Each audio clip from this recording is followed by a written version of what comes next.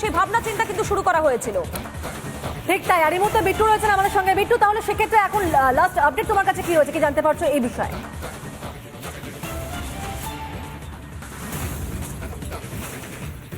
দেখো মধুকল্পিতা এবং পিউ, তোমাদের দুজনকেই এই নির্বাচন কমিশনে যে সমস্যা দাঁড়া বেঁধেছে তার সংক্রান্ত একটা হিন্ট দিয়ে রাখবো।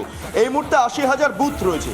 সে ৮০,০০০ বুথে 4 জন করে যদি ভোটকর্মী দেখা যায় তাহলে মোট ৩,২০,০০০ ভোটকর্মীর প্রয়োজন এবং তার পাশাপাশি 20 থেকে 25% ভোটকর্মী রিজার্ভে রয়েছে। কিন্তু গুরুত্বপূর্ণভাবে কালকে 25,৭73 জনের চাকরি চলে যাওয়ার পর দেখা যাচ্ছে রিজার্ভে যারা ভোটকর্মীরা ছিলেন তাদের অনেকে চাকরি চলে গিয়েছে এবং অন্যান্য ভোটকর্মীদের চাকরি চলে গিয়েছে। এবং গুরুত্বপূর্ণভাবে হাই স্কুলে যারা চাকরি করেন তারা প্রিসাইডিং অফিসার হিসাবে কাজ করেন। এই ক্ষেত্রে দাঁড়িয়ে প্রিসাইডিং অফিসার অন্য কাউকে করা যায় না। অর্থাৎ এই নিয়ে একটা জটিলতা দানা বেঁধেছে যে প্রিসাইডিং অফিসার কিভাবে নিয়োগ করা হবে এবং তার পাশাপাশি ভোটকর্মীদের আগামী দিনে কি করে কাজ করানো যাবে। ইতিমধ্যে প্রথম দফার নির্বাচন শেষ হয়ে গিয়েছে এবং প্রথম দফার নির্বাচনে যারা ভোটকর্মীরা কাজ করেছেন তাদের সাধারণত পরবর্তী দফাগুলোতে ব্যবহার করা যায় না, নির্বাচন কমিশনের এটাই রীতি।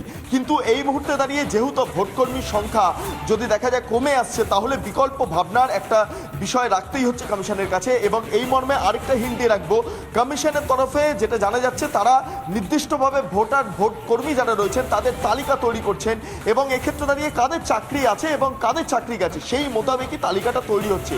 এবং এই মর্মে জাতীয় নির্বাচন কমিশনের সঙ্গে লাগাতার যোগাযোগ চলছে যাতে করে এই ভোটকর্মীর সমস্যাটা মেটানো যায়, বিশেষ করে প্রিসাইডিং অফিসার। তুমি জানো যে প্রিসাইডিং অফিসার মূলত বুথের অল ইন অল এবং সেক্ষেত্রে দাঁড়িয়ে হাই স্কুলের যিনি চাকরি করেন তিনি প্রিসাইডিং অফিসার হিসেবে কাজ করে থাকেন। কিন্তু প্রিসাইডিং অফিসার যে কাউকে করা যায় না।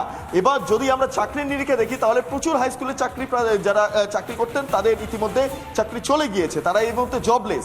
এবং এই পরিপ্রেক্ষিতে